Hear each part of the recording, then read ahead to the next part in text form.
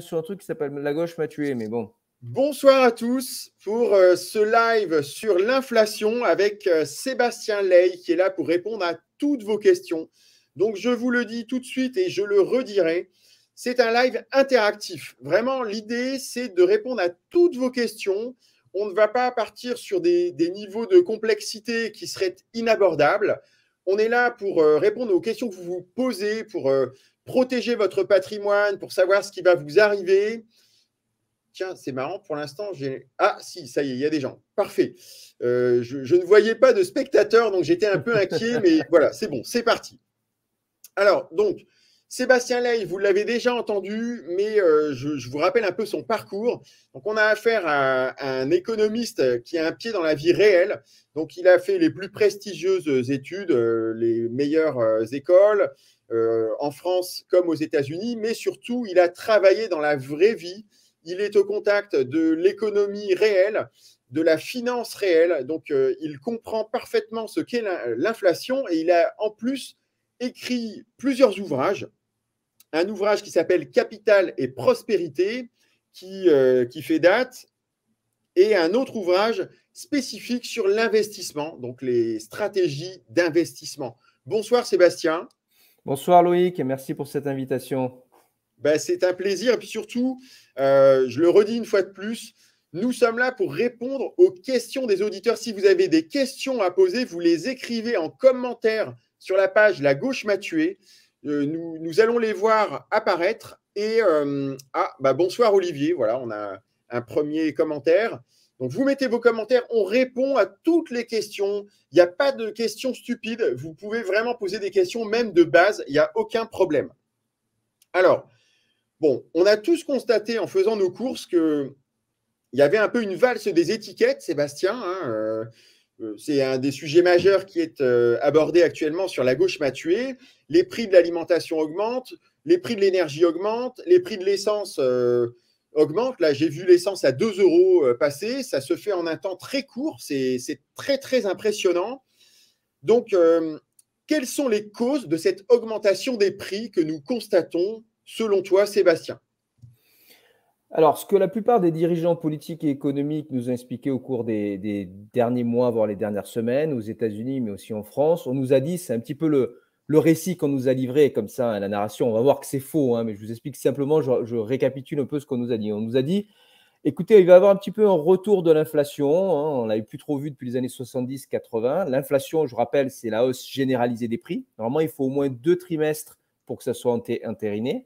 Et donc, en réalité, après la période d'inflation des années 70, en France, on a connu une désinflation et puis donc un ralentissement de la hausse et puis une inflation qui était quasi inexistante sur les 20 dernières années. Donc, nos dirigeants nous ont dit, attention, en sortie de Covid, c'est normal, pendant un certain temps, les usines ont pu tourner et puis on déconfine les économies, les gens consomment, là, ils veulent avoir accès à des produits et puis les usines, en Chine ou ailleurs, ne repartent pas immédiatement. Il y a ce qu'on appelle des goulets d'étranglement, c'est un problème logistique. Tout le monde se rue sur les mêmes semi-conducteurs, tout le monde se rue sur les mêmes matières premières.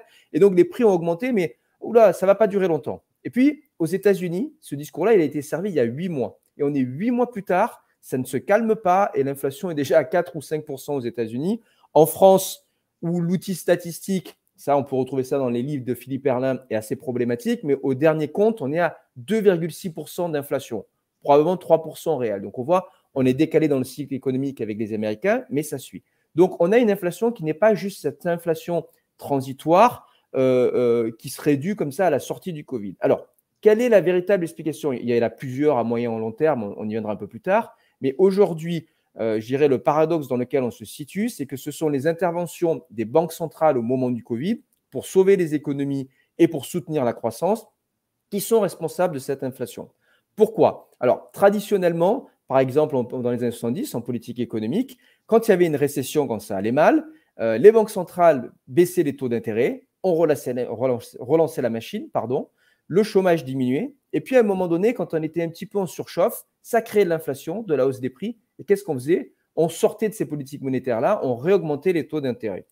Aujourd'hui, à la faveur de la crise du Covid, on a créé énormément de monnaie, de liquidités. Donc, on y reviendra sur les différentes formes. C'est la planche à billets, là, en fait, que tu es en train C'est ça, de nous expliquer. mais on y reviendra un petit peu plus dans le détail. Il y a eu un excédent de monnaie qui a été créé par rapport aux besoins, juste pour permettre aux économies de survivre. Ça a été très différent. On n'a pas juste acheté des titres financiers comme lors de la crise 2008. On a directement donné de l'argent aux ménages, c'est l'hélicoptère monétaire aux États-Unis. Et en France, on a fait un peu pareil, mais avec les entreprises, avec le fameux chômage partiel, les fonds de garantie, etc. On a réinjecté comme ça 100 milliards dans l'économie. Et donc, cet excédent de monnaie par rapport aux besoins immédiats, il crée de l'inflation. Donc, auparavant, les banques centrales, elles créaient de l'inflation indirecte parce qu'elles achetaient des titres financiers. Et on le sait, on disait entre nous, quand on parlait, on disait il y a une inflation des actifs financiers. Mais il n'y avait pas forcément une augmentation du coût de la baguette ou des carburants. Mais là, pour le coup, cette fois-ci, avec la crise du Covid, on a une vraie transmission à l'économie réelle de l'inflation parce qu'on a créé de la monnaie qui n'a pas de contrepartie. Et ça entraîne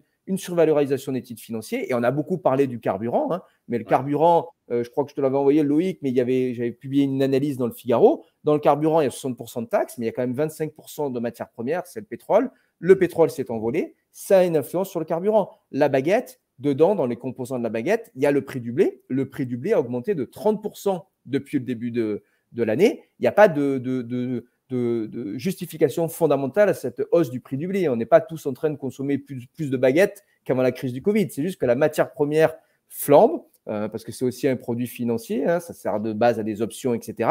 Et donc, ça coûte plus cher, in fine, pour le consommateur.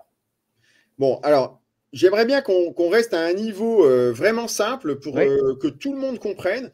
Donc là, tu as dit beaucoup de choses. Donc, tu as dit qu'il y avait eu un usage immodéré de la création monétaire, donc ce qu'on appelle classiquement la planche à billets, même si maintenant c'est un peu électronique, c'est autre chose.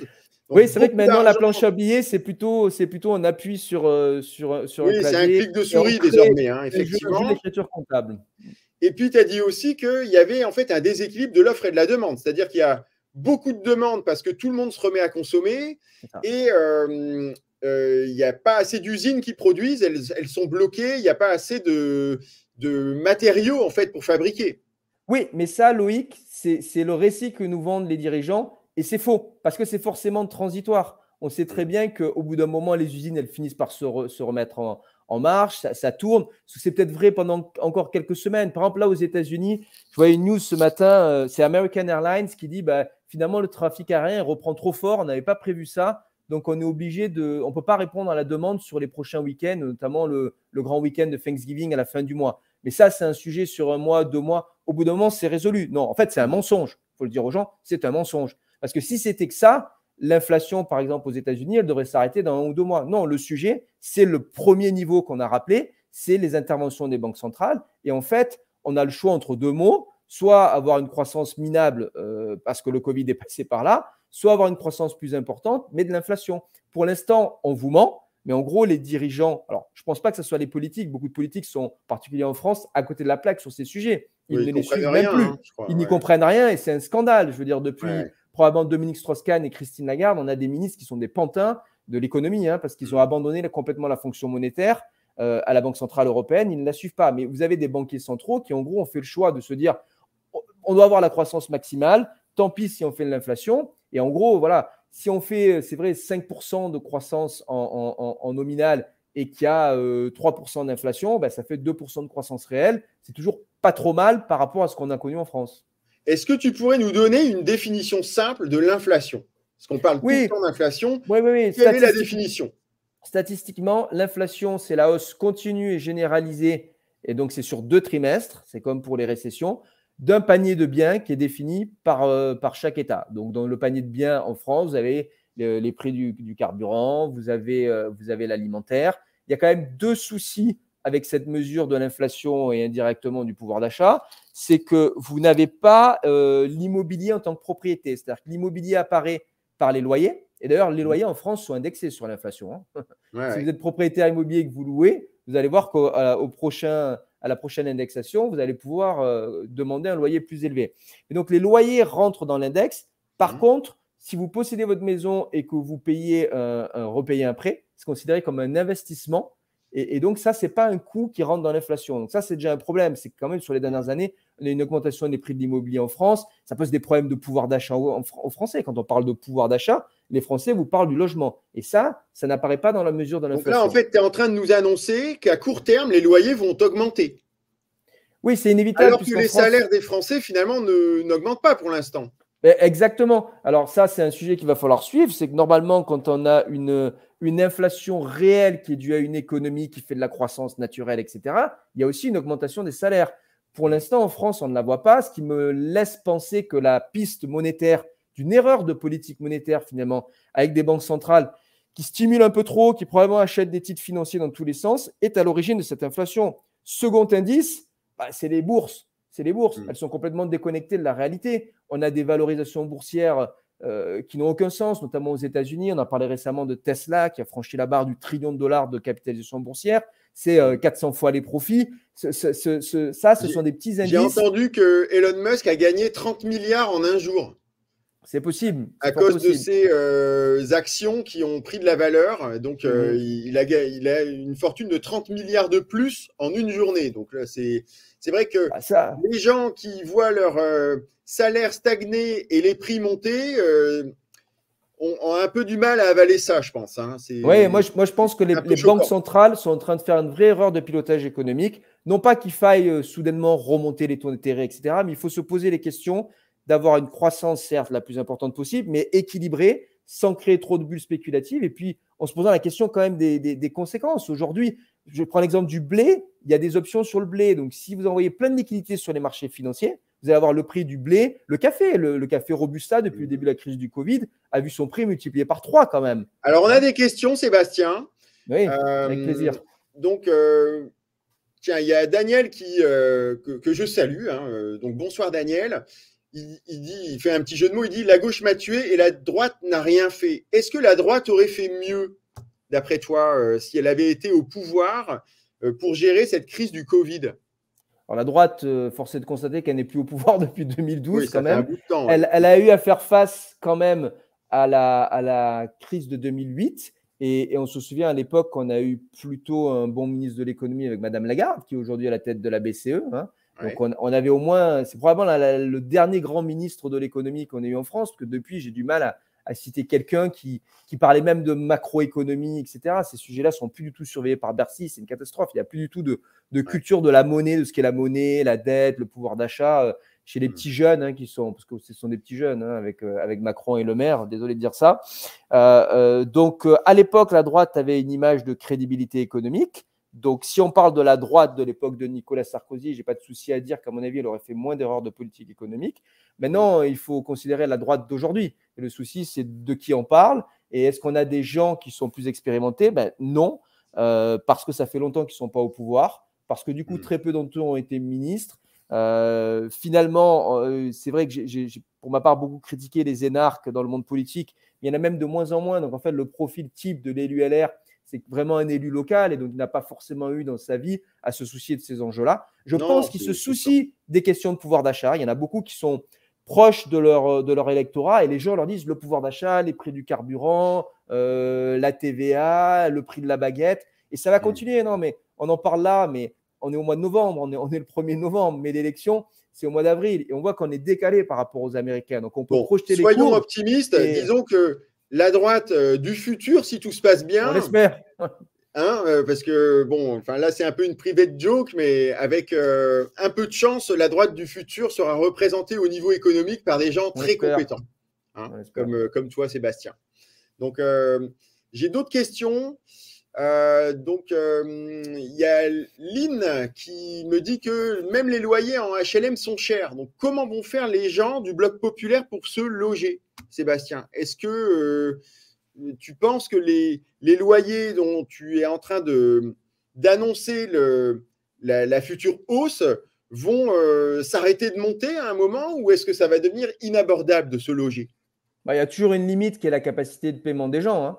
D'ailleurs, cette capacité à se loger, que ce soit via un loyer ou en achetant, en réalité, on a repoussé cette limite, notamment grâce à l'attitude des banques. Alors, je parle là pour l'accès à la propriété, parce que la capacité d'endettement, elle est toujours de plus en plus importante parce que les taux d'intérêt ont baissé. Sauf qu'on ne peut plus aller vraiment plus bas. Aujourd'hui, le taux d'intérêt moyen dans l'immobilier pour emprunter en France, il est de quoi ? De 1,25, 1,3%. Il y a un minimum de marge pour que les banques survivent, donc ça ne va pas baisser, quoi qu'on fasse au niveau de la politique monétaire. Et au niveau des loyers, il n'y a pas grand-chose qu'on puisse faire. Donc la seule solution, ça aussi c'est un dialogue permanent avec les hommes politiques, les politiques qui ne sont pas censés faire de l'immobilier, mais ils ont quand même des électeurs qui leur disent et le logement, et le logement, et le logement. Il y a vraiment deux éléments. L'élément le plus important, c'est l'offre. Si on ne construit pas, si on n'est pas capable de simplifier les règles de permis de construire, de permettre à des promoteurs de construire, de verticaliser et de densifier dans les grandes villes, et qu'on n'a pas, on met pas un stock d'habitation sur le marché, il ne se passera rien. Donc, non seulement les loyers ne vont pas descendre, mais surtout, ils vont continuer d'augmenter. Donc ça, c'est le premier point, c'est l'offre, construire. Deuxième point, au niveau de l'achat, il y a quand même l'attitude des banques. Aujourd'hui, la France, c'est un des rares pays où, dans certains cas, pour l'achat de la résidence principale, et ça plaît aux gens, on peut emprunter jusqu'à 100% de sa résidence principale. Mais il faut le dire, les politiques doivent se soucier un peu de ce qu'on appelle la politique prudentielle, c'est la régulation des banques. Si vous voulez casser une bulle immobilière, c'est très simple. Il suffit de dire à un moment donné aux banques, au lieu de prêter 95 ou 100% de la valeur d'un bien, vous prêtez que 80%. Vous allez voir, ça va trier un petit peu et ça va calmer certains acheteurs, notamment ceux qui spéculent, et ça se régule. Donc, il faut que le politique, aujourd'hui, en fait, le logement, c'est une part tellement importante dans le budget des ménages, ce qui n'était pas le cas il y a 30 ou 40 ans. C'est un sujet tellement important, tellement irritant en termes de pouvoir d'achat qu'ils ne peuvent pas ne pas s'en soucier. C'est devenu une politique publique, le logement. Et c'est, en premier lieu, construire, construire, construire. C'est le foncier.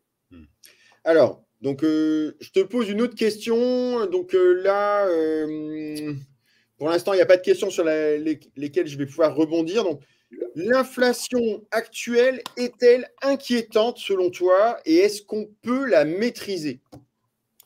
La question, c'est jusqu'à quel niveau on peut aller.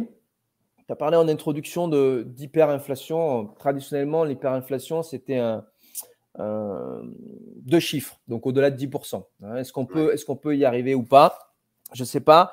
Il y a la forme d'inflation qui est liée à la croissance. C'est vrai que quand on est en régime de haute croisière, quand on a une économie comme ça qui est sur le bâton de roue, ça s'est passé souvent aux États-Unis ou en Chine, on a de l'inflation, c'est inévitable. Et ça, c'est ce que je dirais, c'est un peu comme le cholestérol, il y a le bon et le mauvais, ça c'est la bonne inflation. C'est pas un sujet si on fait 10% de croissance d'avoir 5% d'inflation. Et il y a la mauvaise inflation qui, à mon avis, est l'actuelle, notamment en France, qui est uniquement due là aussi à une erreur de politique économique des banques centrales et à un raté, en fait, un raté monétaire. Donc, à mon avis, le scénario, est-ce qu'on peut avoir de l'inflation forte pendant 10 ans? Non, pour plusieurs raisons. Moi, je crois qu'on va en reparler. Certes, il y a des forces inflationnistes, mais la tendance de long terme de nos économies, c'est plutôt des forces déflationnistes, et notamment la technologie. En fait, la techno, la productivité, quand on passe de rien du tout à l'ordinateur portable, au téléphone portable, demain au métaverse, à chaque fois, on gagne de la productivité et ça, c'est déflationniste. On le constate tous. Ça coûte de moins en moins cher de faire les mêmes choses. On peut entreprendre de n'importe quel endroit, on n'a même plus besoin de bureau, pas forcément besoin de payer un loyer pour une entreprise. Vraiment, la tendance de long terme à 10-20 ans de nos économies, c'est déflationniste. Mais sur le court terme, à cause de ces erreurs-là, c'est inflationniste. Et il y a un autre point dont on doit parler tous ensemble aussi, qui peut causer de l'inflation, notamment s'il y a des ratés des politiques sur les 12 prochains mois, c'est la transition énergétique. Okay. Loïc, la transition énergétique, je ne vais pas me prononcer aujourd'hui, le but de l'émission, ce n'est pas de parler d'écologie, je ne me prononce pas sur la réalité. C'est vrai que mais ça en fait partie.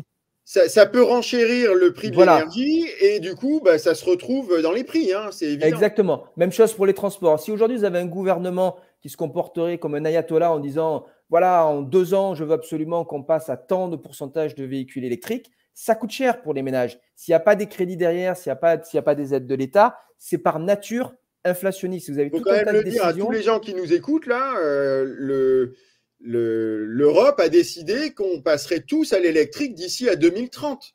Voilà, et qu'il n'y aurait plus de production de voitures classiques, de voitures thermiques. Donc, ça veut dire que tout le monde va devoir acheter des Tesla ou équivalents. Et ça ne va pas être évident. C'est sûr que ça va faire monter les prix, quoi. On a vu ça dans le logement aussi, par rapport au chauffage thermique, etc. Et donc, il faut le dire, si c'est mal géré par les États, mal accompagné, si ce n'est pas assez progressif et qu'on veut aller trop vite, c'est pour ça que j'ai utilisé le terme, excusez-moi un peu, si on est un peu des ayatollahs sur la transition énergétique, ça a un effet inflationniste. Surtout qu'à l'heure actuelle, on est dans cette sortie de crise du Covid, on a des goulets d'étranglement, donc à 3-4 mois, on a forcément de l'inflation naturelle. On a une erreur des banques centrales qui fait qu'à 1 an ou 2, on a un peu trop d'inflation. Si en plus, sur ça, on en rajoute une couche avec la transition énergétique maintenant, alors là, ça va être une catastrophe et là, c'est le scénario où plus rien n'est sous contrôle. À l'inverse, si on étend la transition énergétique sur 10-15 ans, si ça se passe bien, qu'à un moment donné, on remonte les taux d'intérêt, ben là, on arrivera à juguler la possible hyperinflation. Et alors, on n'évitera pas, à mon avis, Mais là, pour le moment, le gouvernement actuel, il n'a pas l'intention de différer la transition énergétique. Non, mais il y a pire que ça. Je ne le vois pas communiquer sur l'inflation. Est-ce que vous avez entendu le gouvernement parler de l'inflation, pouvoir d'achat à peine? Il y a ce miséreux chèque de 100 euros. On voit bien que ce n'est pas la solution d'ailleurs, parce que donner de l'argent aux ménages pour faire face maintenant à l'inflation, c'est dire, bah, on ne traite pas le sujet de l'inflation, il ne se passe rien, il n'y a rien, on vous donne un peu plus d'argent. On voit bien que c'est pas ce qu'il faut faire. C'est une rustine en fait. Hein. C'est une rustine. Et puis en plus, voilà. Je rebondis sur ce que tu disais tout à l'heure. Tu as dit une des mesures les plus inflationnistes qui a déclenché l'inflation aux États-Unis, c'est le fait que le gouvernement a donné directement de l'argent aux gens. Bien sûr, parce qu'ils l'ont dépensé. Extrêmement inflationniste. C'était le but, c'était peut-être utile au cœur de la pandémie, sauf qu'aux États-Unis, le confinement, ça a duré 3 mois. Ensuite, on en est sorti. Et les gens continuent à consommer, peut-être plus que de raison. Et c'est ça qui a créé les premières tensions inflationnistes. À un moment où c'était assez paradoxal, parce qu'on avait encore des chiffres du PIB qui étaient mauvais, mais vous avez des gens qui consommaient. Donc, alors ça aussi, c'est un sujet à surveiller pour les prochains mois. On voit que ce n'est pas le cas en France, on est décalé encore une fois, mais aux États-Unis ou ailleurs, les économies commencent un petit peu à ralentir. Par contre, l'inflation ne ralentit pas. Donc là, c'est le spectre des années 70, hein, c'est ce qu'on appelait la stagflation. Stagflation, c'est un mot qui est fait à partir de stagnation et inflation. Encore une fois, comme il y a le mauvais et le bon cholestérol, il y a la mauvaise et la bonne inflation. L'inflation qui est là à cause d'erreurs de politique monétaire ou de goulets d'étranglement alors que la croissance devient plus faible, c'est vraiment de la mauvaise inflation. Donc en fait, si on essaie de bien comprendre ce que tu as dit, c'est qu'en général, l'inflation qu'il y a aux États-Unis, elle arrive en Europe avec un temps de retard. Elle est actuellement à 4 ou 5%. Aux US. Et elle est partie pour durer. Donc, on peut imaginer… Ça dépend ce qu'on appelle durée. Si tu me dis, est-ce qu'elle est partie pour durer 10 ans? Non, j'y crois pas. Est-ce qu'en l'absence des bonnes décisions économiques, elle peut durer 2, 3, 4 ans? Oui, mais je crois en la possibilité, si on prend les bonnes décisions en France en 2022, d'arriver à juguler quand même cette inflation sur le court terme. Et est-ce qu'une inflation à 4 ou 5% pendant 5 ans, disons, ça peut avoir un impact sur les économies des Français? Est-ce que ça peut avoir un impact sensible sur donc le bas de laine des Français? Alors, avant de répondre à cette question, en fait, ce n'est pas jouable au niveau macroéconomique parce qu'avoir 4 ou 5% d'inflation chaque année pendant 5 ans, ça voudrait dire que pour être positif, il faudrait faire 6% de croissance. Donc, ça serait une telle catastrophe que notre économie serait à genoux et du coup, on tomberait en récession. Et en général, quand on a une récession forte, très très forte, là, il n'y a plus d'inflation pour le coup. Il n'y a plus d'inflation pour une bonne raison, c'est qu'il y a destruction de demande et destruction de valeur économique. Donc, si ce scénario se produit, c'est vraiment la catastrophe. Et il y a peu d'économistes qui le prédisent, mais c'est toujours possible. Hein. Si encore une fois, si on fait des erreurs de politique monétaire, si on s'entête à acheter des titres financiers, à faire plein de quantitative easing, ça peut se produire. Ça s'est plus ou moins produit au Japon, en fait, d'une certaine manière, dans les années 90. Donc ça, c'est le premier point. Deuxième point, si on considère même que ça dure 1, 2, 3 ans, c'est long quand même pour les ménages. Ta question, c'est comment on s'en protège? Et là, on a quand même le recul de ce qui s'est passé dans les années 70, 80. Nos aïeux, ils ont dû faire avec. Alors, l'inflation, c'est un destructeur de rente. Pourquoi? Parce que quand on a un revenu fixe et des charges fixes, par exemple, admettons, on est retraité, ou on a un salaire fixe, qu'on est fonctionnaire, qui n'augmente pas, ou quand on est dans un pays comme la France où le salaire augmente peu, et qu'on a de l'autre côté, voilà. Et donc, on a des revenus fixes et on a des coûts du fait de l'inflation qui augmentent tout le temps. C'est là où c'est le plus dangereux, c'est l'effet ciseau. Donc, qu'est-ce qu'il faut arriver à faire? Il faut arriver à avoir des revenus qui augmentent avec l'inflation, si on considère que l'inflation continue. Donc, ce que faisaient nos aïeux dans les années 70, c'est que paradoxalement, ils investissaient beaucoup plus leur épargne que ce que nous, on a fait au cours des 20 dernières années. Ils investissaient dans l'immobilier, puisque l'immobilier prend de la valeur avec l'inflation. Ça, c'est le premier point. Et le deuxième point, il faut s'endetter. Il faut s'endetter. S'endetter pour acheter des actifs ou créer de la valeur, parce que quand on s'endette, cette fois-ci, c'est une charge qui est fixe. Vous repayez toujours la même chose, qu'il y ait de l'inflation ou pas. Mais par contre, si vous avez un sous-jacent que vous achetez une action ou de l'immobilier qui, elle, prend avec l'inflation, du coup, ça va être beaucoup plus facile de s'endetter. Donc, quand vous avez de l'inflation, les perdants, ce sont toujours les retraités et les fonctionnaires, et ceux qui ne se sont pas endettés, pour faire simple. Bon, donc il faut éviter d'être dans une de ces trois catégories. Écoutez bien tous nos auditeurs. Donc les perdants, ce sont ceux qui ne s'endettent pas dans ce genre de situation qui est assez inédite pour notre génération. On n'a pas connu vraiment d'inflation. Enfin, moi, j'en avais, je me rappelle, il y en avait, mais que j'étais enfant. Mais nous, on a oublié ce que c'était. Donc, ceux qui s'enrichissent, ce sont ceux qui s'endettent. Et ceux qui touchent des revenus fixes, comme les retraités ou les fonctionnaires, et qui ne s'endettent pas, eh bien, eux, ils se retrouvent lésés, en quelque sorte. Ils vont perdre. Ils se retrouvent lésés, et du coup, on a des situations où, finalement, les retraités qui ont une épargne excédentaire et qui sont, entre guillemets, des jeunes retraités, qui ont, par exemple, la soixantaine, comme ils ont encore une espérance de vie encore importante, en fait, il faut qu'ils réinvestissent à nouveau. C'est-à-dire que la situation classique du retraité qui dit j'ai 65 ans, j'ai encore 15 ou 20 ans à vivre et j'ai ce qu'il faut, elle peut être remise en cause par l'inflation. Donc, ça peut avoir un intérêt, même à cet âge-là, de réinvestir dans l'immobilier ou ailleurs pour se reconstituer une source de revenus qui, elle, n'est pas fixe et qui donc va pouvoir suivre l'inflation et l'absorber. Surtout que les taux d'intérêt actuels, les taux d'emprunt sont relativement faibles. D'ailleurs, est-ce que tu penses que les taux proposés par les banques vont augmenter? Non, quand il y a de l'inflation, les taux augmentent.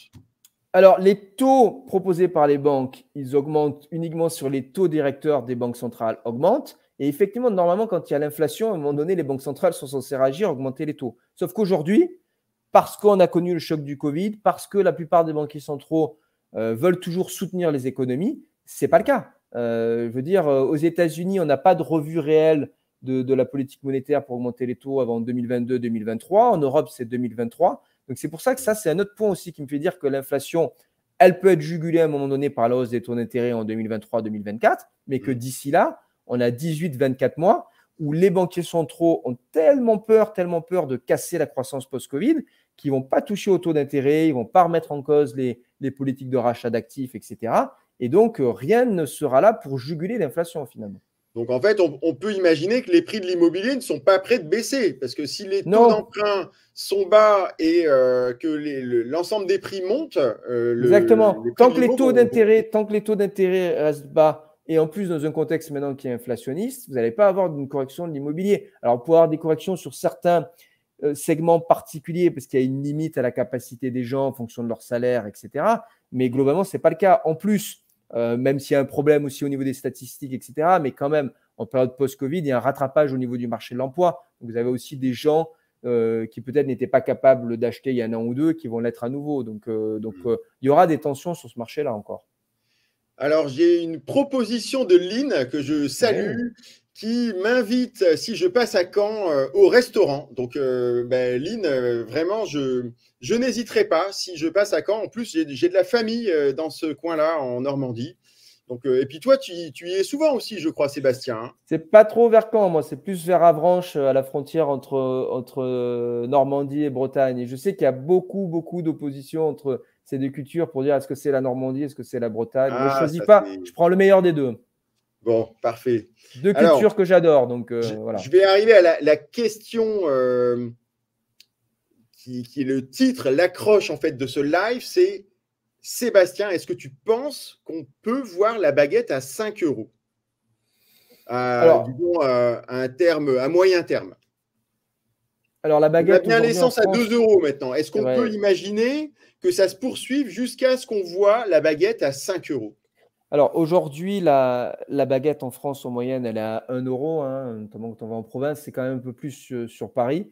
Donc, 5 euros, je ne sais pas, on va reprendre un peu ce qu'il y a dans le prix de la baguette. C'est peut-être beaucoup, mais déjà 2 euros, ça serait un traumatisme. Si le prix de la baguette double en moyenne en France, ça ne s'est jamais produit. Il faut rappeler quand même que sur les 20 dernières années, 20-30 dernières années, la baguette a pris 20 centimes. Donc en règle générale, on fait plus 20%, mais en 25 ans. Donc, si on fait plus 100% en un an, ça serait une catastrophe. Mais on voit qu'il y a des petites tensions. Alors, qu'est-ce qu'il y a dans le coût de la baguette?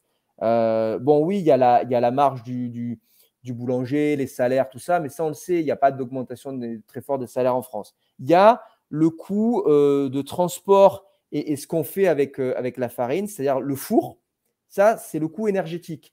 Et c'est ce qui a impacté le prix de la baguette récemment. Là, on revient sur justement le commentaire de Romulus qui dit « Et l'énergie d'EDF, on s'en fout ». C'est-à-dire, en fait, il dit, et c'est vrai, il y a le prix de l'énergie qui monte terriblement, même pour des tarifs dits régulés pour l'électricité, c'est quand même en train de monter là actuellement. Hein. Bien sûr, bien sûr. Et c'est indexé sur le gaz. Donc là aussi, on a une matière première comme le pétrole qui augmente. Et ça se retrouve dans la baguette. Et ça se retrouve dans la baguette, parce qu'en fait, un coût important, c'est vraiment quand vous avez la miche de pain, là, hein, la farine, il faut la mettre dans le four, et donc il faut la faire chauffer. Ça, c'est un coût énergétique. Il faut l'avoir transporté auparavant. C'est le coût du carburant. Et donc, tout ce qu'on a dit, l'inflation sur le pétrole, le gaz, etc., ça se retrouve dans le prix de la baguette, déjà.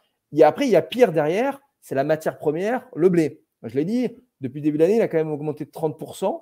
Ça ne se voit pas entièrement dans le prix de la baguette, parce que c'est un marché où les gens font de la couverture. Ils font ce qu'on appelle du hedge. Donc, ça ne se voit pas immédiatement. Mais ça peut se voir à un moment donné. Et puis, je l'ai dit honnêtement, de toute façon, le pétrole, par exemple, était à 20 $ le baril au plus fort de la crise du Covid. On est déjà à 85.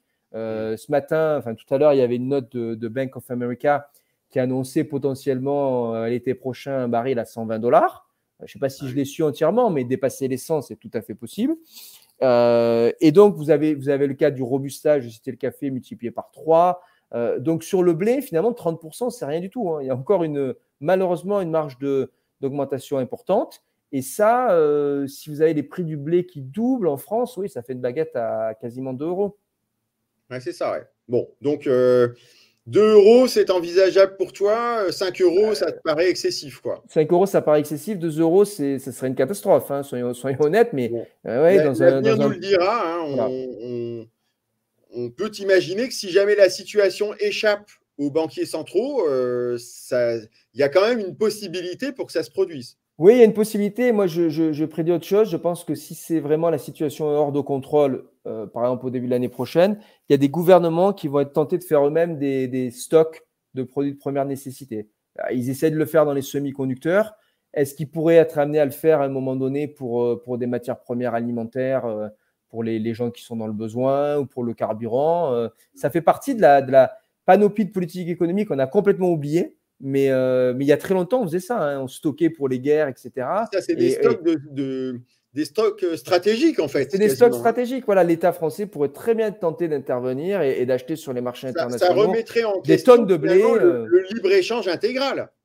Hein, ça serait la destruction du libre-échange, mais on voit bien qu'à la faveur des crises comme la crise du Covid, la liberté économique à laquelle moi je suis personnellement attaché, elle est à chaque fois remise en cause. Et malheureusement, ce sont les gens eux-mêmes qui peuvent réclamer la remise en cause de la liberté économique en disant c'est pas nem circenses, on a besoin de pain, fournissez-nous le pain. Hein. Et à l'époque, si on lit par exemple les ouvrages d'Aftalion sur les prémices de la Révolution en France, on sait que c'était essentiellement un sujet économique. À l'époque, le pain, qui bien évidemment n'avait pas un rôle beaucoup plus central que maintenant dans l'alimentation, mais dès qu'il y avait des tensions sur le prix du pain, les gens demandaient au roi d'intervenir. Hein. Oui. En fait, c'est une demande populaire pour une sorte de protectionnisme et de blocage des prix, en fait. Hein. Exactement. Et sur le carburant, ça pourrait se produire, nonobstant le fait que dans les grandes villes, de moins en moins de gens ont une voiture, qu'il y a la transition énergétique, etc. Tiens, j'ai encore un témoignage de Romulus. Il dit « Je suis artisan métallier. La plupart de mes fournisseurs ont tous augmenté en octobre. La plus grosse hausse est de 21,76 € et la plus petite de 8%. Non, 21,76% et la plus petite de 8%. Où va-t-on? On ne peut plus honorer des appels d'offres que l'on a chiffrés 3 ou 5 mois avant. Est-ce que tu penses que cette situation, elle peut durer? Oui, tant qu'on a de l'inflation, elle durera. Moi, je cite toujours dans la construction des gens, par exemple, qui font des devis pour des piscines ou autres. Ils font des devis, vous envoyez les devis en disant, voilà, c'est valable une semaine. On dit quoi? Il faut se décider à une semaine? Oui, parce qu'au-delà d'une semaine, je ne suis pas capable de vous garantir mon prix parce que je ne sais pas ce que mes fournisseurs vont me demander. Donc, vous voyez, le problème de l'inflation aussi, c'est que c'est l'incertitude, ce qui peut amener les gens d'ailleurs à repousser des projets d'investissement, etc., en se disant, mais mon Dieu, je ne sais pas ce que va être la situation, ce que va être vraiment mes coûts dans 2 mois, et donc du coup, je ne fais rien. Parfois, il vaut mieux être immobile un témoignage de Patrick Gauthier que tu connais, qui est entrepreneur, il fait des maisons en bois. eh bien, maintenant, il ne fait plus de devis chiffrés. C'est-à-dire, il fait un devis qui va s'ajuster. Enfin, je crois qu'il a réussi à faire ça, un devis qui va s'ajuster en fonction de l'évolution des cours du bois. Parce que le bois a pris, ça a été multiplié par 2, 3 ou 4, c'est incroyable. Alors, Et encore, c'est difficile d'en avoir. c'est une tendance qu'on va retrouver dans beaucoup de secteurs qui va être de tenter d'indexer les devis ou les revenus à l'inflation.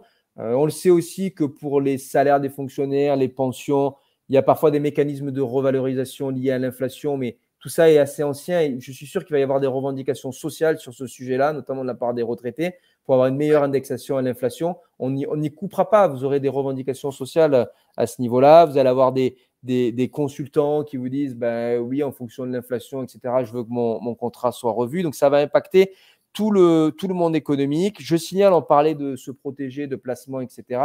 La plupart des gens, l'investissement de base, c'est en fait d'investir dans la dette de l'État français, dans les bons du Trésor. Le problème, c'est que c'est fixe. On est rémunéré 0,5 ou 0,6% par an. Quand vous avez de l'inflation, ça fait vite zéro en réel, voire du négatif. Il existe des formes d'obligations comme ça qui s'appellent, alors c'est l'acronyme anglo-saxon, mais vous avez des équivalents de partout, ça s'appelle les TIPS. Ce sont des obligations indexées sur l'inflation. Là, ce sont des obligations qui vous donnent un rendement, un coupon qui va varier en fonction de l'inflation. Et ça, ce sont des titres qui sont en train d'attirer l'attention de tout le monde à Wall Street. Les gens vont en avoir dans leur portefeuille parce que c'est le seul moyen d'avoir des revenus à la fois fixes, garantis, mais qui bougent avec l'inflation.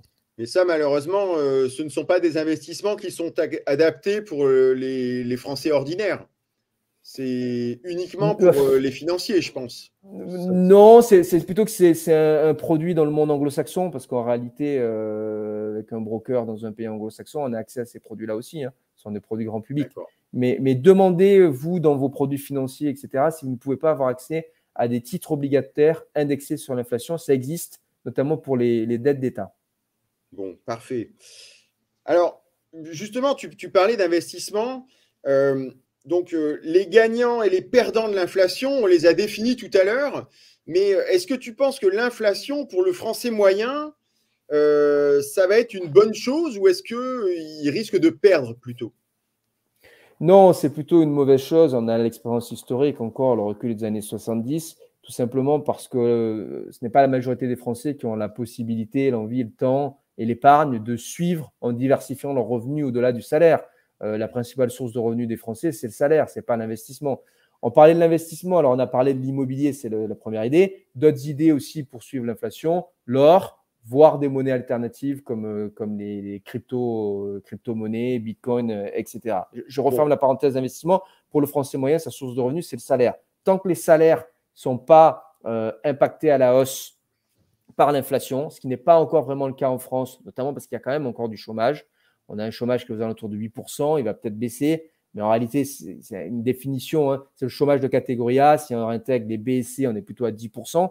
Donc, il y a encore du temps qui va se passer avant que tous ces gens-là soient potentiellement intégrés sur le marché du travail, qu'on arrive à un taux de chômage, je sais pas, à 6 ou 7%, et qu'on ait des tensions sur les salaires et des salaires qui augmentent. Donc, tant qu'on n'a pas des salaires qui augmentent, ou qu'on baisse les charges des gens, qu'on n'essaie pas d'augmenter artificiellement leur pouvoir d'achat, et que l'inflation est là, le sujet se posera et en net, il est négatif pour le Français moyen, soyons honnêtes. Bon, alors, donc là, on arrive à quelque chose de puissant.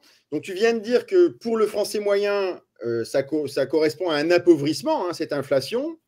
Bien sûr. Donc, est-ce que tu penses qu'on va avoir un printemps chaud au niveau social? Parce que les Français ont déjà du mal à boucler leur fin de mois. Si l'inflation rabote une partie supplémentaire de leur pouvoir d'achat, est-ce que ça peut donner une explosion sociale, selon toi? Au moment des élections, par exemple. L'inflation, Gilets jaunes puissance 10. L'inflation, comme disent les économistes, c'est un impôt déguisé. En fait, ça a le même impact économique qu'une augmentation d'impôts. Donc, les gouvernements auraient pu, d'ailleurs, à la suite du déséquilibre des finances publiques avec la crise du Covid, augmenter les impôts. Ils ne l'ont pas fait. En fait, ils laissent tourner la planche à billets, ils essaient de faire de la croissance.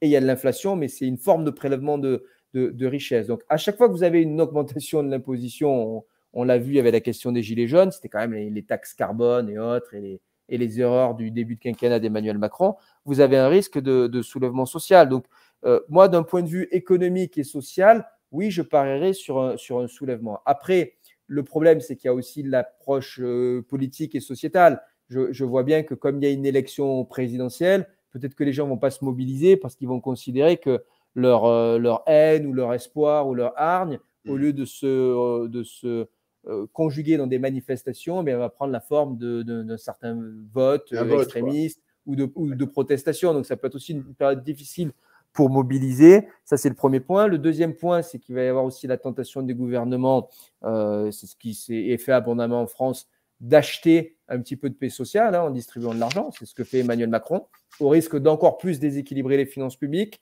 d'encore plus déstabiliser la Banque centrale européenne. C'est un peu du pouce au crime, mais on voit bien ce qui est fait par Emmanuel Macron.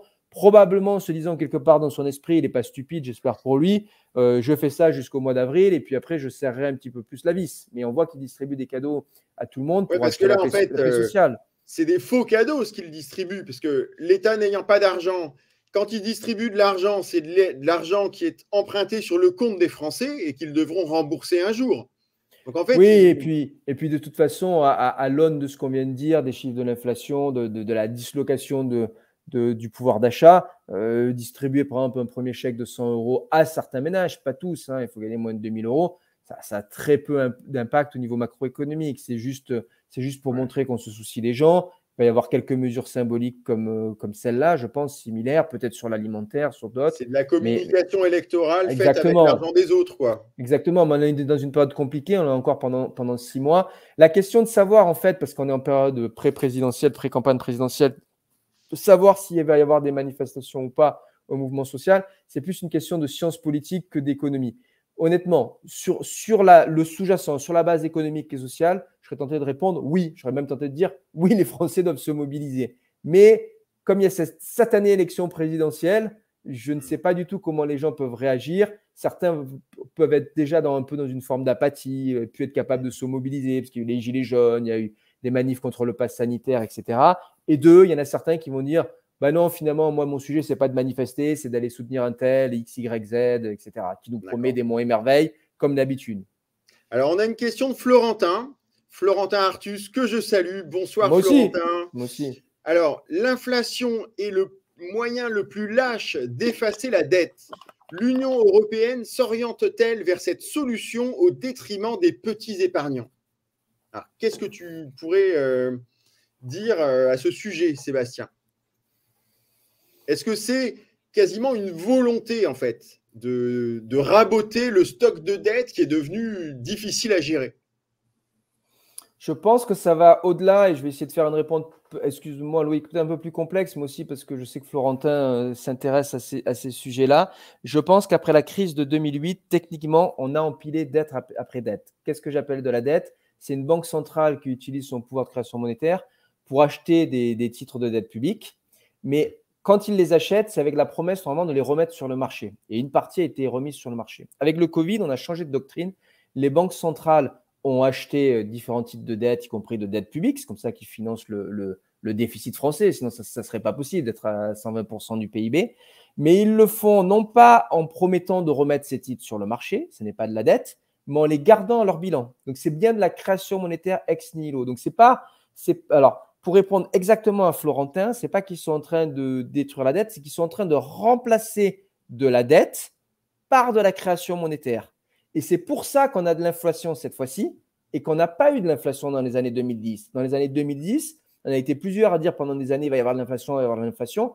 Il n'y en avait pas dans l'économie réelle, il y en avait sur les marchés financiers, il y avait des phénomènes de survalorisation, mais il n'y en avait pas parce que malgré tout, ils achetaient des titres, puis ils les remettaient sur le marché, ça tournait. Là, ils ont franchi une autre étape, ils créent de la monnaie. D'ailleurs, quand on regarde qui détient la dette publique française, les gens disent oui, il y a des investisseurs étrangers, c'est dangereux, etc. Mais non, le premier détenteur de la dette française, c'est la Banque de France elle-même et la Banque centrale européenne. C'est-à-dire que c'est circulaire. Donc ça, ce n'est pas de la dette, c'est en fait de la monnaie. Et c'est beaucoup plus dangereux pour le système économique. Parce qu'à partir du moment où on augmente la masse monétaire, mais que derrière, il n'y a pas eu de création de PIB, il ne s'est rien passé. On a juste détruit de la richesse économique en 2020 et on la récupère en 2021 et un peu au-delà, c'est tout. Mais en gros, pendant 2 ans, il ne s'est rien passé dans l'économie. Donc, la création monétaire, ça marche quand en face, il y a du PIB. Quand il n'y a rien en face et qu'on crée de la monnaie comme ça ex nihilo, on déstabilise tout le système financier. En fait, la monnaie perd du pouvoir d'achat. Exactement, c'est ça le véritable mot. Parce que, et la création monétaire, elle est encore plus dangereuse que la dette. Alors, je suis d'accord qu'après, dans les faits, on dit qu'il y a tant de dettes, 120% du PIB, etc. Mais vous allez voir que ça va un peu diminuer, puisque le PIB va augmenter sur les prochaines années, ça diminuera. Par contre, la création monétaire, elle en est là, et ça, on ne revient jamais en arrière. Hein. On a un stock de monnaie qui est plus important, et on dit, oui, alors si on croit à 5% par an pendant 10 ans, on va réussir à résoudre le problème. Mais sinon, en fait, on accepte une déstabilisation de la valeur de la monnaie. Alors, comme tout le monde le fait en même temps, ça ne se voit pas. Parce que normalement, quand tu as un pays qui déstabilise la valeur de sa monnaie, elle baisse par rapport aux autres. Sauf que tout le monde fait la même chose en même temps. Donc, tout le monde est en train de, c'est le terme technique, débaser ses monnaies. En fait, plus aucune monnaie ne vaut véritablement grand-chose. Que ce soit d'ailleurs le renminbi chinois, le rouble des Russes, notre euro ou le dollar américain. Et c'est pour ça qu'il y a des gens d'ailleurs qui se soucient d'alternatives à la monnaie traditionnelle, l'or, le bitcoin, l'investissement dans les actifs réels. C'est parce qu'il y a un doute sur la valeur de la monnaie. Et quand il y a un doute sur la valeur de la monnaie, il y a un doute sur le cœur du système économique et de la confiance. C'est-à-dire que oui, Elon Musk est formidable, mais on ne sait pas vraiment pourquoi Tesla, ça vaut $1 trillion. C'est ça, ouais. Donc en fait, c'est assez inquiétant ce que tu dis, hein, parce que c'est la confiance qui est attaquée par les politiques actuelles qui sont menées. Et si la confiance disparaît, eh bien là, ça peut nous emmener très très loin. Hein, exactement, c'est ce qui s'est passé sur le long terme, par exemple, avec l'Empire romain. Mais alors là, on serait tenté de dire que ce serait le cas des Américains. Pas particulièrement, parce qu'honnêtement, les Européens et les Chinois font la même chose. Donc, on va dire que c'est l'empire du monde. C'est le monde entier qui se trouve dans la même difficulté. On a encore une fois le recul des Japonais. Alors, les Japonais ne se sont jamais complètement effondrés. Mais en gros, il faut se rappeler quand même que dans les années 80, tout le monde prédisait qu'en 10 ans, le Japon allait être la première puissance mondiale économique. Hein. Et ça ne se produit pas. On voit à peu près le même phénomène avec les Chinois. On voit bien que les Chinois ont créé énormément de déséquilibres dans leur économie, de bulles spéculatives qui éclatent. Ils ont du mal à les gérer. Hein. Peut-être que vous avez suivi ça, l'affaire des très grands promoteurs immobiliers chinois. Et donc, on a des modèles économiques qui sont de moins en moins sains. C'est une fuite en avant en espérant, c'est l'espoir de tout le monde, c'est l'espoir des dirigeants politiques et économiques, que finalement les nouvelles découvertes technologiques, les gains de productivité nous permettent de passer à un régime de croissance important qui nous permettra d'absorber finalement cette dévalorisation des monnaies et ces stocks de dette. Alors Sébastien, je vais rebondir sur le commentaire de Geneviève que je salue. Elle parle de l'incompétence de nos dirigeants. Alors pour rebondir sur ce commentaire, tu vas devoir faire un petit effort d'imagination. On va imaginer que tout d'un coup, tu vas devenir ministre de l'économie. J'espère que ce sera une prophétie autoréalisatrice. Et la question est la suivante. Que ferais-tu actuellement si tu étais ministre de l'économie ? Alors, il y a deux sujets. Là. Il y a le sujet de la France elle-même. Il y a plein de choses à faire. J'ai eu l'occasion de collaborer avec pas mal d'hommes politiques récemment, de faire le programme économique, par exemple, de Denis Père. Donc, il y a les sujets propres à la France. Je pense que ce n'est pas le sujet de ce soir. Le sujet de ce soir, c'est qu'est-ce que je ferais en tant que ministre de l'économie par rapport à l'inflation. Là, qu'est-ce que tu ferais maintenant pour sauver le pouvoir d'achat des Français ? Par rapport à l'inflation et au déséquilibre monétaire. Moi, je crois que l'idée de banque centrale complètement indépendante, comme c'est le cas de la BCE, du pouvoir politique, n'a aucun sens quand on voit l'impact que ça a sur les gens. Donc, rien n'empêche nos ministres de l'économie d'être quand même dans un dialogue avec Madame Lagarde, avec les autorités européennes. Je crois que Bruno Le Maire ne le fait pas, il ne s'en soucie pas. Il fait d'autres choses, mais il ne se soucie jamais de ces questions. Donc, il faut avoir un ministre qui se soucie de ces questions-là, qui communique sur ces sujets et qui parle aux Français de ce sujet-là. 2, il faut négocier avec nos pays européens, et je pense que les Allemands sont pour, une sortie ordonnée des mesures de soutien à l'économie en disant, certes, on a dû stimuler l'économie à cause du Covid, mais à un horizon de 2 ans, voilà comment on en sort, voilà quand on commencera à remonter les taux d'intérêt. Au niveau des titres financiers qui sont achetés, au lieu de stupidement acheter des titres financiers qui font monter les bourses, il faut mettre des limites à ces achats. Il faut que tous les achats de titres soient liés à des activités réelles dans l'économie. Encore une fois, si on ne crée pas du PIB quand on crée de la monnaie, bah, ça ne sert à rien. En fait, on fait de la spéculation. Il faut reprendre les traités européens. Les critères de Maastricht en eux-mêmes ne fonctionnent pas. Les buts de la Banque centrale, en théorie, le seul but de la Banque centrale, c'est de contrôler les prix. Dans les faits, elle est incapable de contrôler l'inflation et elle ne communique pas vraiment sur la croissance. Donc, il y a un véritable problème sur le mandat de la Banque centrale. Donc, il faut reprendre les traités monétaires européens avec nos voisins. Donc, vous voyez, je n'ai même pas parlé des réformes en France. Je parle de l'inflation et du cadre européen. Il faut surtout remettre les mains dans le cambouis de la politique monétaire. Ce n'est pas parce qu'on a des banques centrales indépendantes et qu'il y a une banque centrale européenne en Europe qu'on doit avoir un ministre à Bercy qui ne se soucie pas de ces sujets. Parce que ce sujet-là, je ne dis pas que c'est peut-être le premier sujet, mais il est peut-être plus important même que le sujet de la baisse des charges ou des délais de paiement qui pourtant sont chers à mon cœur. Mais vous voyez, c'est reprendre le contrôle de notre politique monétaire, quoi, finalement. Exactement, c'est ça. Et là, ça rebondit sur la question de Frédéric, que je salue. Hein. Bonsoir Frédéric, il dit « Croyez-vous en un retour au franc pour quitter le carcan européen ?» Non, mais par contre, la position que je viens de donner, on est d'accord qu'on ne peut pas se soucier de ces sujets-là si finalement on n'est pas à nouveau un souverainiste. Et un souverainiste intelligent. Et j'espère que j'appartiens à cette catégorie-là. Et donc, le souverainisme intelligent aujourd'hui, c'est avec nos partenaires européens de se poser la question du rôle et du mandat de la Banque centrale européenne, du niveau des prix, du niveau des salaires en Allemagne. C'est tout ça qui va pas. C'est la fabrique monétaire européenne. On le sait, j'ai écrit sur le sujet. L'euro a été mal conçu. Il y a des choses à régler.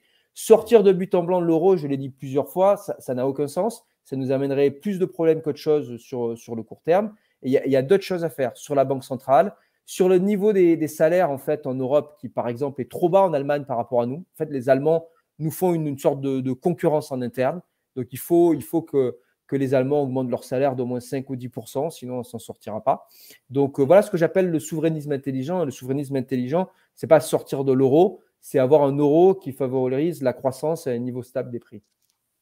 D'accord. Alors, donc, bon, il n'y a plus de questions pour l'instant. N'hésitez pas à en poser. Hein. On est encore ensemble pour 10 bonnes minutes au moins. Donc, une question qui m'est personnelle. Donc, quel est, selon toi, Sébastien, le niveau d'inflation idéal pour avoir un maximum de prospérité pour le bloc populaire? Alors, on s'aperçoit que pour la France, ce qui fonctionne, c'est idéalement un régime où on fait une croissance nominale. La croissance nominale, le chiffre nominal, c'est le chiffre tel qu'on le lit. Hein. Une croissance nominale qui serait de 2,5-3% et un petit peu d'inflation, pas 0% comme on a eu sur les 10 dernières années, un petit peu d'inflation, 1,5%, parce qu'il faut quand même une augmentation des prix. Ça permet à ceux qui ont des revenus variables avec l'inflation de créer de la richesse. Mais pas trop. Donc 3 et 1, 3 de croissance, 1% d'inflation ou 1,5%, c'est le niveau idéal. Au-delà de 2%, là on est déjà à 2,6% mesuré par l'INSEE, mais j'ai bien précisé que la mesure de l'INSEE ne m'allait pas. Donc on est probablement et avec au-delà. combien de croissance? Je vais me dire avec 3%, entre 2 et 3%, entre 2 et 3% de croissance nominale, ce qui fait on enlève 1% d'inflation. En réel, il nous faut 1,5, entre 1,5 et 2% de croissance réelle en France. Mais il vaut mieux avoir une croissance nominale plus élevée et un peu d'inflation, plutôt que d'avoir juste une croissance à 1,5 ou 2% avec une inflation à 0. C'est ce qu'on a eu en 2017. On a eu une croissance de 2%, mais on avait une inflation à 0,25%. Et finalement, ce n'est pas la plus saine des situations. Ce qui va bien, l'économie française en rythme de croisière, c'est un peu plus de croissance nominale et un peu d'inflation. Mais il faut pouvoir, ça c'est le rôle de la Banque centrale européenne, contrôler l'inflation, toujours la maintenir en deçà de 1,5-2%. D'accord. Alors, il y a Florentin qui me pique une question que je venais de préparer. Donc, mais je vais lire la question de Florentin. Il me dit « La BCE peut-elle remonter ses taux directeurs sans faire s'écrouler le château de cartes ?» Alors, au jour d'aujourd'hui, non, elle ne peut pas. C'est pour ça qu'elle ne le fait pas, mais aucune banque centrale n'est en mesure de le faire. Si on regarde un petit peu les dernières réunions de politique monétaire, en gros, aux États-Unis, ils ont signalé qu'ils commenceraient à se poser la question à l'automne prochain. Et en Europe, on est sur un horizon 2023. Donc, l'année décisive, ce n'est pas 2021, c'est vraiment 2022. C'est de voir où on est en termes de croissance. Est-ce que cette croissance, elle arrive à être à 4% et assez saine, ou est-ce que l'inflation s'emballe? Parce qu'encore une fois, si on a une croissance à 4% et une inflation à 4%, ça ne fonctionne pas. Hein. Parce qu'en général, les banques centrales, quand elles voient qu'il y a trop d'inflation, elles remontent les taux Voilà, d'intérêt c'est ça. pour C'est ce la qu'on disait. calmer. C'est ce Sauf qu'on que disait. là, la BCE, elle est coincée, quoi. Pour pouvoir rouler la dette, c'est-à-dire allonger les maturités. Vu le stock de dette qu'on a, s'il y a une remontée des taux, la dette ne sera plus gérable.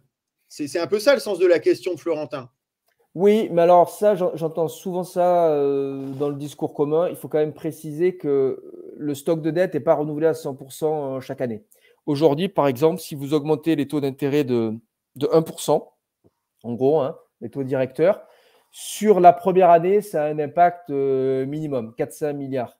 En fait, comme c'est par tranche que la dette est renouvelée, ça commence à avoir un impact 5 ans plus tard. Donc, vous voyez, il y a quand même une possibilité de se projeter et d'arriver à le faire. Non, ce dont les banques centrales ont peur, à mon avis, c'est pas, en cas de taux d'intérêt, c'est pas tellement une récession, c'est du crash des marchés financiers. Et ça, c'est un point considérable. Ça aussi, c'est une question de politique économique.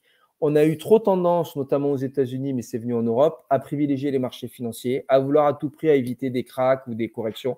Et moi, je considère aujourd'hui qu'il vaudrait mieux arriver à juguler l'inflation par tous les moyens, même si c'est au prix d'une correction de 20% du marché. Mais finalement, on s'en fout des marchés financiers. Et soyons honnêtes, en plus, moi, je suis pour la retraite par capitalisation, mais pour l'instant, en France, ça n'a pas été mis en place. Ouais. Donc, en Parce que gros, c'est c'est pas ça le comme vrai les problème. États-Unis, ça va pas toucher les épargnants si les marchés financiers corrigent. Il y a peu de gens finalement qui mettent leur argent en bourse. Donc, je préférerais qu'on accepte de remonter progressivement les taux d'intérêt ou au moins de téléguider la remontée des taux d'intérêt. Vous voyez, quand je disais un bon ministre à Bercy, c'est quelqu'un qui dirait demain aux Français aux 20h, oui, à un moment donné, il faudra remonter les taux d'intérêt. Ça commencera fin 2022, ça sera progressif. Ne vous inquiétez pas, la première année, ça coûte que 4 milliards et ça va être progressif. Et on peut le faire. Donc, ça s'est fait historiquement dans les années 70-80. Le stock de dette n'était pas le même. On arrivait à augmenter les taux d'intérêt. Qu'est-ce que ça veut dire augmenter les taux d'intérêt? Ce n'est pas passer à un régime de 5%. Mais aujourd'hui, aux États-Unis, par exemple, le bon taux, enfin le taux de la dette de l'État américain, c'est en gros 1,5%. Le vrai niveau, ça devrait être 2,5-3%. Ça, ils sont capables de le faire en incrément de 0,25% en un an ou deux. Et puis, encore une fois, ça va avoir un effet total sur la dette, mais sur 20 ans. Donc, l'idée, c'est que d'ici là, il y aura de la croissance, ils vont croître, ils vont réussir à combler ce niveau-là. Donc, ils vont le faire, ça, selon toi. Tu penses que c'est Oui, probable? oui, les Américains, ils le feront à un moment donné, ils remonteront tout doucement les taux d'intérêt, ça ira pas très loin, sachant que ça va jamais très loin pour une raison simple, c'est que ça prend du temps, c'est toujours progressif, et qu'à un moment donné, pendant votre remontée des taux d'intérêt, vous avez une récession. Et comme il y a une récession, vous êtes obligé de stopper les taux d'intérêt, la hausse des taux d'intérêt, voire de les rebaisser. Donc, c'est pas comme si on augmentait les taux d'intérêt pendant 3 ans, ça se passe pas comme ça. Tiens, j'ai encore une question de Romulus que je résume. D'après ce que je comprends, il se demande, puisque cette dette, c'est des 0 et des 1, que c'est quand même de l'argent un peu électronique, est-ce que ce ne serait pas possible de l'effacer? On entend souvent parler de cette notion d'effacement de la dette en disant, puisque tous les pays sont endettés et qu'ils se détiennent tous la dette mutuellement, pourquoi ne pas mettre un coup d'éponge et repartir à zéro? Est-ce que tu penses que ça, c'est possible? C'est une notion qui vient de loin, ça vient de la Bible. Hein. Pour ceux qui connaissent leur Ancien Ouais, Testament, c'est le tout à fameux fait. Je jubilé continue à en où parler. ou de manière assez régulière, on effaçait les dettes des gens. Voilà. Pour un État, c'est un peu complexe. Le sujet, c'est, on ne va pas rentrer dans ce détail-là, mais j'en ai parlé tout à l'heure. Mais j'ai introduit une distinction entre la dette et la monnaie. Là, on est quand même dans de la forme de création monétaire. C'est vrai qu'il y a des courants économiques, notamment ce qu'on appelle la MMT, la théorie monétaire moderne, qui préconisent, eux, à un moment donné, de s'asseoir sur le stock de dette. À mon avis, il y a deux types, là aussi, de dettes, deux tranches. Il y a ce qui est créé par pure création monétaire, donc ce qu'on a fait pour le Covid, où oui, ça, on pourrait à un moment donné décider de l'effacer, mais pourquoi si tout le monde le fait? Parce que de toute manière, c'est un monde où les valeurs se jugent en relatif, donc ça n'aurait en fait pas d'impact réel. Après, il y a un autre sujet où là, c'est plus compliqué, on ne peut pas le faire, c'est la vraie dette, notamment celle qui est émise sur les marchés financiers. Il faut bien que quelqu'un l'achète. Donc, si vous dites aux gens qui ont acheté la dette, votre titre de dette qui valait 100, maintenant il en vaut 0 et je ne vous rembourse pas, il est bien évident que la fois d'après, ils ne vont pas vraiment vous prêter leur argent ou leur Oui, ça liquidité. détruit la confiance, en fait, Voilà. hein, ce Or, type de méthode. on en a besoin. On a bâti un écosystème où il y a une bonne partie de la dette qui passe par les marchés financiers. Aujourd'hui, de toute manière, et ça a été critiqué par plein de gens, plutôt à gauche, mais aujourd'hui, on est revenu à une situation équilibrée parce que vous avez à la fois de la dette comme ça qui est mise sur les marchés financiers Et puis, vous avez un circuit direct de création monétaire entre l'État et les banques centrales. Alors, ce n'est pas direct, ce n'est pas la banque centrale qui finance directement l'État, mais en gros, c'est l'État qui émet une dette qui est achetée automatiquement par la Banque centrale. Donc, quand la Banque de France achète de toute façon, in fine, un tiers, 40% de la dette française, eh ben, on en revient à la situation vers les années 70. C'est un lien direct. Donc, cette dette-là, oui, il pourrait la supprimer, sauf que techniquement, la Banque centrale française, c'est nous, et c'est l'État français, c'est le Trésor public. Donc, c'est complètement circulaire. Ouais. Alors bon, là, ça fait 1 heure qu'on discute, donc Ouais, je te pose une dernière question pour conclure.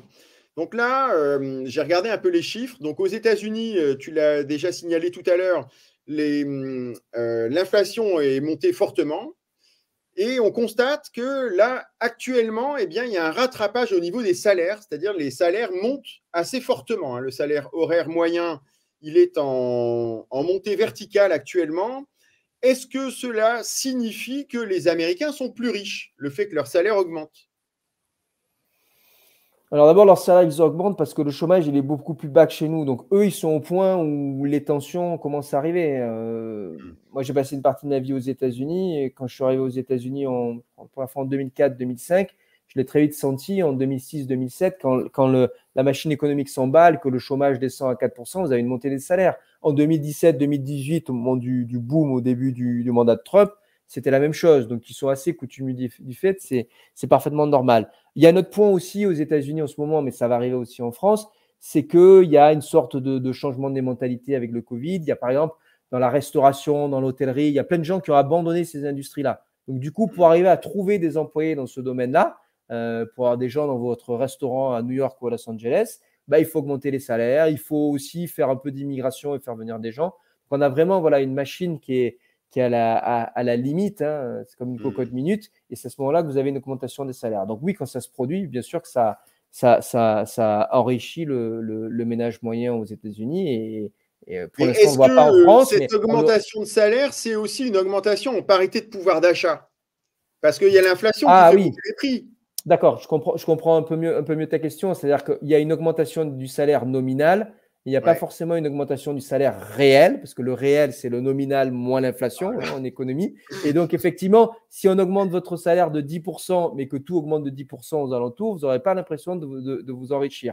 Donc, oui, mais alors, à ceci près que je pense que, j'ai vu les chiffres de l'augmentation des salaires aux États-Unis, ce n'est pas une augmentation continue de tous les salaires. C'est vraiment ciblé sur certaines industries, hôtellerie, restauration. Donc là, on est vraiment dans le conjoncturel lié à la sortie du Covid. C'est tous ces gens qui ont abandonné ces métiers de service parce qu'ils étaient dégoûtés de ce qui s'est passé pendant la crise du Covid. Il revient. Et d'ailleurs, sur ces métiers, c'est tellement tendu qu'ils vont être obligés de réouvrir les vannes de l'immigration et faire venir des gens. Voilà. Bon, écoute, Sébastien, merci pour tous ces renseignements. Ça a vraiment été un live très complet, très précis. Donc, merci à tous les gens qui nous ont regardés et merci pour toutes les questions.